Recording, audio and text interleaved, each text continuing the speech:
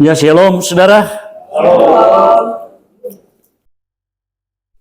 Merdeka. Merdeka. Haleluya. Tuhan memberkati kita semua di dalam kesempatan pagi hari ini. Nah, dalam kesempatan hari ini saya ingin menyampaikan firman Allah dengan satu tema. Kemerdekaan di dalam Kristus. Hari ini kita sedang memperingati hari kemerdekaan bangsa kita, ya. Tetapi berkenaan dengan itu, saya ingin sampaikan tentang kemerdekaan di dalam Kristus. Kita bersyukur bahwa sampai saat ini, sejak Indonesia diproklamasikan merdeka 17 Agustus tahun 1945 sampai hari ini sudah 81 tahun merdeka. Luar biasa, ya. Jangka waktu yang panjang sekali dan itu tidak mudah untuk dilupakan. Ya. Saudara, bangsa Indonesia telah dibebaskan dari penjajahan bangsa asing, ya, dari perbudakan, sehingga kita merdeka itu bukan mudah, tetapi karena perjuangan dari para pahlawan kita yang telah mendahului kita, mati berkorban untuk Indonesia, ya. Nah, saudaraku, apa yang dimaksudkan dengan kemerdekaan itu sih? Untuk kita bisa mengingat, memperingati itu, kita harus tahu apa makna dari kemerdekaan. Kemerdekaan itu artinya kebebasan, lepas dari ikatan bangsa lain. Merdeka sehingga kita bisa melakukan satu apapun, aktivitas apapun di negeri kita sendiri, ya, saudaraku. Tetapi masalah sekarang pertanyaannya, apakah kita benar-benar merdeka? Ya, saudaraku, kemerdekaan yang dimaksudkan memang kita sudah mengalami kemerdekaan secara fisik. Ya, kita nggak diperbudak lagi, kita nggak diperhamba lagi, ya, oleh bangsa lain. Tetapi saudara perlu pahami bahwa ternyata ada lagi yang belum terbebaskan dari manusia, itu adalah perbudakan dari kuasa setan, iblis, yang selalu mengarahkan kita, ya, mengendalikan kita manusia ini untuk selalu berbuat dosa, ya. Coba bayangkan, walaupun pada kenyataannya kita sudah terbebas dari belenggu penjajahan, tetapi ternyata tidak kita terbebaskan dari belenggu dosa. Berapa banyak bangsa kita yang sudah merdeka sekalipun, tetapi tidak merdeka dari kuasa si setan, si iblis, dan ternyata banyak kejahatan terjadi. Banyak orang yang berbuat dosa, kenajisan, kecurangan, kejahatan masih banyak terjadi. Itu artinya bahwa belum benar-benar merdeka. Secara fisik, sekali lagi, kita sudah merdeka. Tetapi secara rohani, seringkali kita masih tetap di dalam penjajahan. Ya, dan kita tahu penjajahan daripada si setan itu untuk membawa kita hidup di dalam dosa. Dan saudara, kita sudah banyak memahami akibat dari dosa itu adalah maut. Adalah kematian kekal akibat dari dosa. Betapa mengerikan kalau kita bisa membayangkan itu, saudara. Kita sekarang sudah terbebas, kita bisa melakukan tindakan atau aktivitas apapun di negeri ini. Tetapi kalau kita pada akhirnya masuk di dalam penghakiman api yang kekal, mengerikan. Manusia belum benar-benar merdeka. Kemerdekaan yang sesungguhnya itu adalah merdeka secara jasmani dan juga secara rohani. Nah, sekarang masalahnya siapa yang bisa membebaskan kita secara rohani? Ya, haleluya.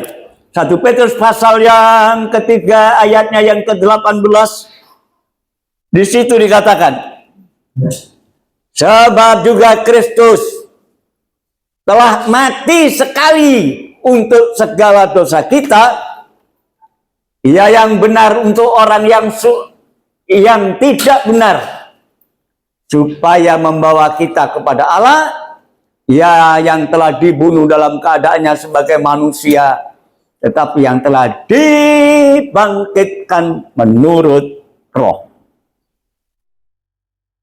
Saudara, bangsa kita telah berjuang sedemikian rupa, ya, menyerahkan nyawanya, tetapi nyawa yang diberikan itu untuk membela yang benar. Makanya pahlawan kita itu luar biasa, karena mereka berani mati. Maju tak gentar membela yang benar. Tetapi Yesus maju tak gentar, dia rela mati, tapi justru membela orang yang berdosa. Nah, ini kenapa? Supaya orang yang berdosa itu diselamatkan dan terbebas dari neraka. Dia rela mati. Tetapi walaupun dia mati untuk orang berdosa, tidak semua orang bisa dibebaskan dari dosa. Banyak manusia di muka bumi ini, dan Yesus mati untuk semua orang, katanya. Orang yang berdosa, tetapi ternyata tidak semua bisa menikmati kebebasan, kemerdekaan, kecuali mereka yang percaya. Ini kuncinya. Jadi orang yang percaya lah yang dapat menikmati kemerdekaan itu. Dalam Yohanes pasal 3 ayat yang ke-36, di situ dikatakan, barang siapa percaya kepada Anak, artinya kepada Yesus, ia beroleh hidup yang kekal.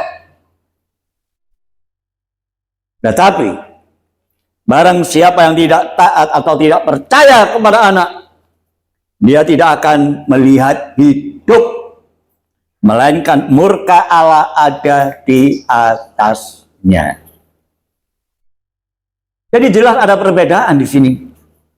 Walaupun Yesus sengaja mati untuk memerdekakan manusia dari dosa, tetapi tidak semua manusia bisa menikmati kemerdekaan kecuali mereka yang percaya. Ya, saudaraku, dunia ini memang terus-menerus menawarkan konsep-konsep kemerdekaan. Bebas, bebas, bebas. Bebas untuk apa? Bebas untuk berbuat dosa. Ya, bebas untuk menikmati keinginan-keinginan duniawi yang hanya sebentar ini saja. Ya. Karena kalau kita sebebas sekarang ya, kita nggak dijajah. Oh, kita bisa berdagang, kita bisa bekerja usaha apapun juga, kita bisa belajar sampai pendidikan kita tinggi. Karena kita merasa bebas. Tapi belum cukup. Karena satu saat manusia juga akan mati, dan sesudah mati datang hukuman. Dan tidak ada seorang pun yang bisa membebaskan kecuali Yesus Kristus. Ya, belum cukup.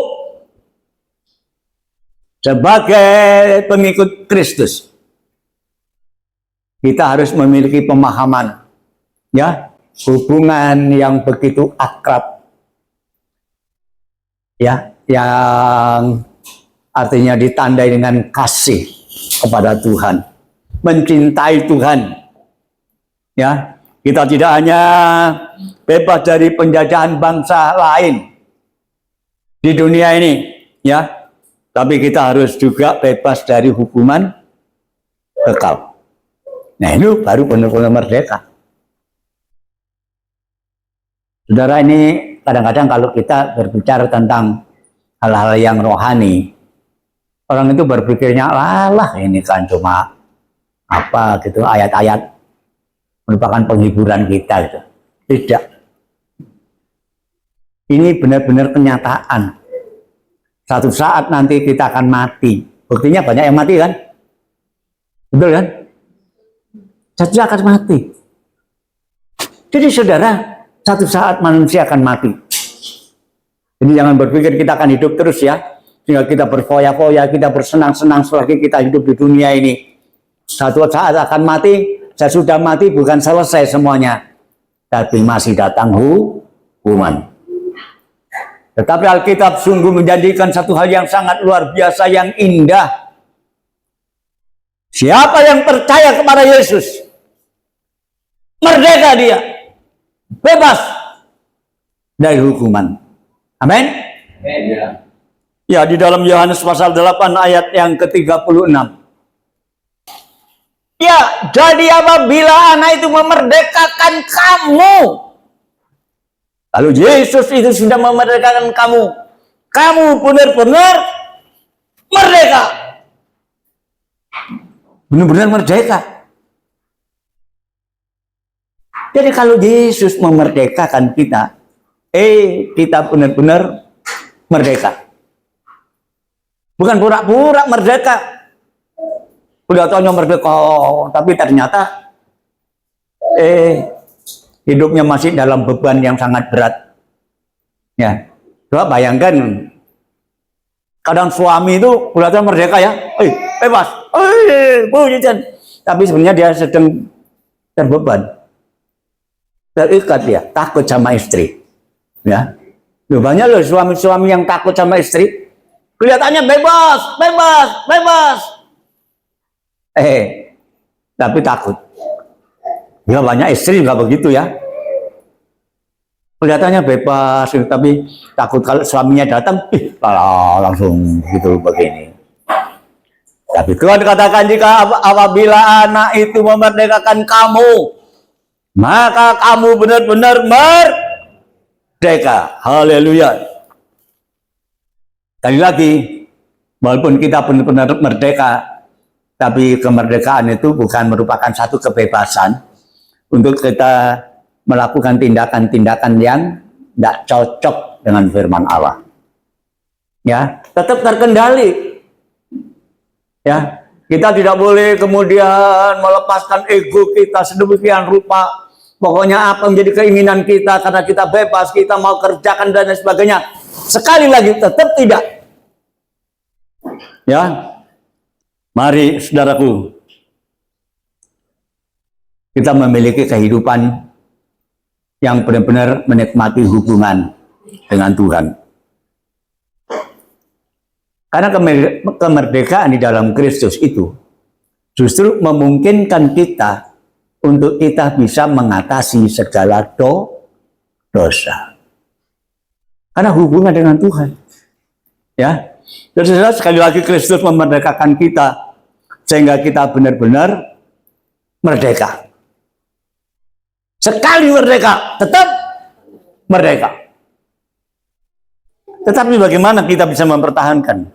Ya, setelah kita dimerdekakan dari dosa, supaya kita seharusnya nggak dijajah lagi kan?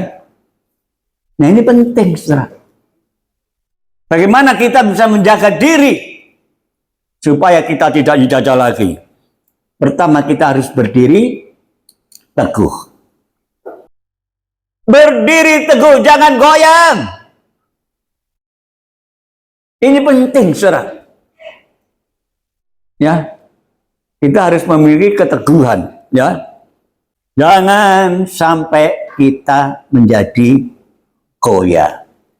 Goyah itu artinya sudah tidak punya pendirian lagi. Ya.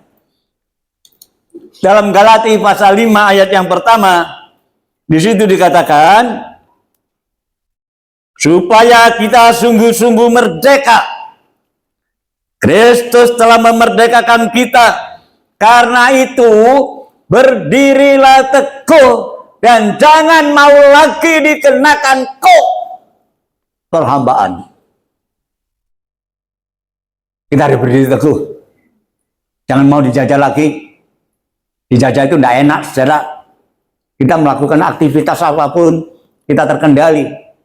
Tidak ada kebebasan. Ya. Jadi kita mesti teguh. Jangan sampai goyah. Dalam Galati pasal 5 ayat yang ke-13. Saudara-saudara, memang kamu telah dipanggil untuk merdeka. Tetapi, janganlah kamu mempergunakan kemerdekaan itu sebagai kesempatan untuk kehidupan di dalam dosa. Melainkan, layanilah seorang dengan yang lain oleh kasih. Jadi ketika kita sudah merdeka, kita sudah bebas, jangan kemudian seenaknya kita menggunakan kemerdekaan. Mentang-mentang kita sudah merdeka, ya, untuk kita gunakan kemerdekaan itu sebagai kesempatan untuk melakukan perbuatan yang tidak benar. Jangan, saudaraku ya. Tetap kita mempertahankan kemerdekaan, ya. Jadi yang pertama kita teguh berdiri, jangan goyah. Bagaimana kita mempertahankan kemerdekaan? Yang pertama tadi katakan, berdiri jangan goyah. Dan yang kedua di sini dikatakan hidup di dalam pimpinan Roh Kudus. Jadi hidup kita ini tidak asal berjalan sebagai orang Kristen, ya, sedemikian saja. Tapi kita hidup harus di dalam pengawasan, dalam pimpinan daripada Roh Kudus, ya. Artinya dalam setiap perjalanan hidup kita dikendalikan oleh Roh Kudus yang telah memerdekakan kita dari dosa. Roma pasal 8 ayatnya yang kedua. Roh yang memberi hidup telah memerdekakan kamu di dalam Kristus dari hukum dosa dan hukum maut. Kita perhatikan Roh Kudus. Jadi kita sekarang, sebenarnya kita tidak berjalan sendiri, saudara. Tuhan menyertai kita melalui kuasa Roh Kudus-Nya, dan supaya hidup kita tetap bertahan dalam kemerdekaan dari dosa. Jangan berbuat dosa lagi. Ya, Roh yang memberi hidup itu telah memerdekakan kamu di dalam Kristus dari hukum dosa dan maut. Ya. Nah, siapa Roh ini? Roh Kudus ini? Ya mungkin kita bertanya, oh ada ya? Ada Bapa, ada Anak, ada Roh Kudus. Nah, sekarang Roh Kudus yang memimpin kita. Siapa Roh Kudus itu? Ya, haleluya. Dalam 2 Korintus pasal 3 ayat yang ke-17, di situ dikatakan, sebab Tuhan itu adalah Roh. Di mana ada Roh Allah, di situ ada kemerdekaan. Jadi dipimpin oleh Roh itu artinya dipimpin oleh Allah sendiri, saudara. Waduh, luar biasa. Kalau kita melangkah hidup dalam dunia yang penuh dengan dosa ini, tapi kita tidak berjalan sendiri, kita dipimpin oleh Roh Allah. Ya, walaupun kita di luar jangkauan pandangan dari keluarga, kita tetap hidup di dalam pimpinan Roh Allah, sehingga apa yang kita kerjakan kita tetap benar. Ya mungkin anak bekerja di tempat yang lain, jauh dari orang tua. Tapi kalau dia dipimpin oleh Roh Allah, dia akan tetap melangkah cocok persis sesuai kehendak daripada Allah. Tetap mempertahankan kemerdekaan dari dosa. Dimanapun kita ada, kita tetap bertahan. Ya, di mana ada roh Allah, di situ ada kemerdekaan, ya, ada kebebasan dari ikatan yang gelap. Ya, menjaga kebebasan rohani agar kita tidak kembali terjajah. Kita menjaga. Di dalam Roma pasal 8 ayat yang kelima. Sebab mereka yang hidup menurut daging, hawa nafsu, hanya memikirkan hal-hal yang dari daging. Tetapi mereka yang hidup menurut pimpinan roh Allah, karena siapa yang dipimpin oleh roh Allah, dialah orang yang merdeka. Maka pemikirannya adalah hal-hal yang dari roh atau rohani. Ini bedanya orang yang dipimpin oleh roh Allah. Ya, dia tidak akan berjalan menuruti keinginan hawa nafsunya, menuruti keinginan dagingnya, tetapi menurut pimpinan roh Allah sendiri. Haleluya. Nah, saudaraku, dan yang ketiga, bagaimana kita bisa mempertahankan ya kemerdekaan itu? Hidup di dalam kebenaran. Kebenaran ini apa sih? Apakah kita melakukan tindakan-tindakan yang benar? Itu bagus. Tetapi kita bisa gagal dalam hal ini. Kita mesti perhatikan hidup dalam kebenaran. Kebenaran itu apa? Ya, haleluya. Dalam Roma pasal 6 ayat yang ke-18, kamu telah dimerdekakan dari dosa dan sekarang menjadi hamba kebenaran. Jadi kalau orang yang sudah dimerdekakan dari dosa, dia jadi hamba, artinya jadi penurut, pelaku dari kebenaran. Siapapun, kalau di antara kita merasa kita sudah merdeka, pasti yang kita kerjakan itu cocok dengan kebenaran. Nah, sedangkan kebenaran itu apa? Ya, baik, kita membaca Yohanes pasal 17 ayat yang ke-17.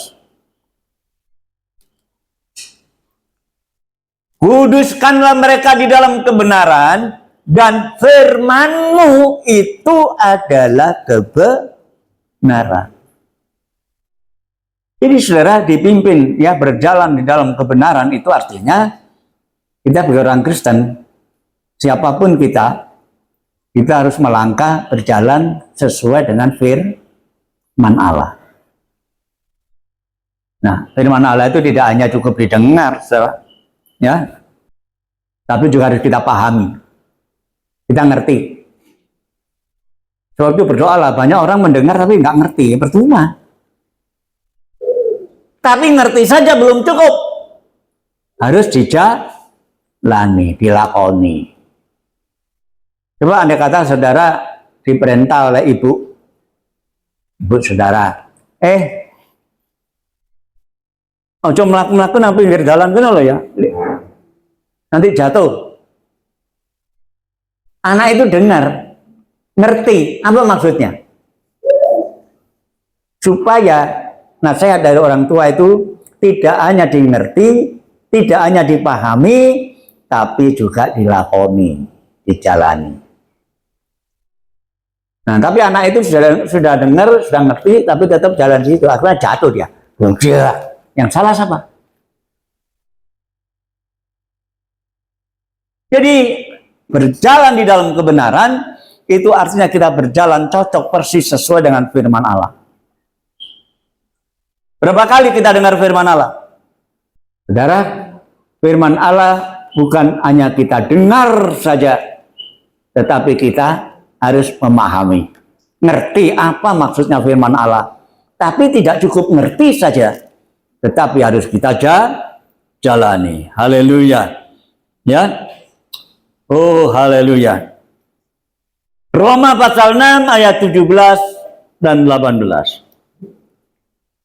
Ada satu kekaguman ya dari Paulus. Tetapi syukurlah kepada Allah. Dulu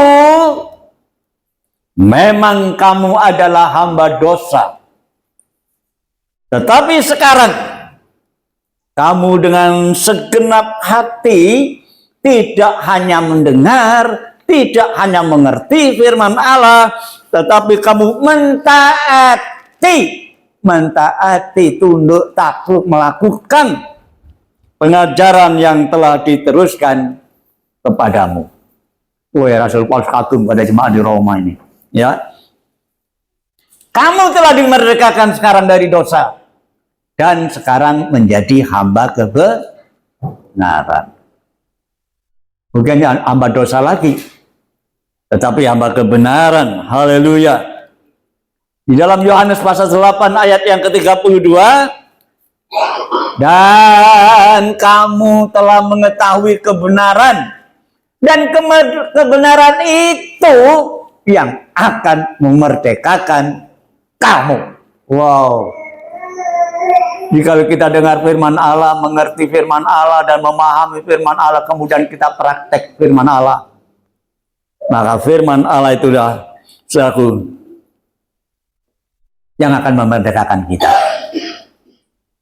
Kita tahu sekarang ya, jadi kemerdekaan yang sesungguhnya itu bukan hanya kita bebas dari penjajahan musuh secara jasmani dari bangsa lain, tetapi kebebasan atau kemerdekaan itu kita bebas dari dosa. Artinya kita bebas dari hukuman yang akan datang. Itu yang dinamakan merdeka. Nah, tetapi untuk bisa menikmati kemerdekaan yang sesungguhnya, walaupun kita sudah menikmati, banyak sekali mereka yang gagal. Di tengah perjalanan banyak yang jatuh, banyak yang melakukan satu tindakan yang tidak menyenangkan hati Allah, sehingga Allah menjadi menyesal. Ya, seperti pada zaman Nuh, firman Allah mengatakan, aku menyesal telah menciptakan manusia. Aku akan hancurkan semuanya. Akhirnya manusia dibunuh mati, kecuali Nuh dan seluruh keluarganya, karena dia menjadi orang-orang benar di hadapan Allah. Ya, bagaimana kita bisa mempertahankan tadi? Yang pertama, tetap berdiri teguh di dalam Tuhan. Sekali percaya, tetap percaya. Itu yang membuat kita merdeka. Tapi bukan saja kita mempertahankan keyakinan kita, karena kita juga hidup di dalam pimpinan Roh Kudus. Dipimpin oleh Roh Allah sendiri. Dan yang ketiga tadi dikatakan, kita harus melangkah hidup dalam kebenaran firman-Nya. Ini saudara kuncinya. Dan kalau itu sudah menjadi hal yang kita pahami, kita mengerti sekarang, ya bagaimana caranya kita mempertahankan kemerdekaan itu, maka kita adalah orang-orang yang paling berbahagia. Haleluya. Di dalam Yesaya pasal 32 ayat yang ke-17, di mana ada kebenaran, di mana ada firman Allah, di situ akan tumbuh damai sejahtera. Dan akibat kebenaran ialah ketenangan dan ketentraman untuk selama-lamanya. Merdeka, tetap merdeka. Haleluya. Saudara yakin? Haleluya. Merdeka. Sekali merdeka, tetap merdeka. Amin. Haleluya. Tuhan memberkati kita semua hari ini.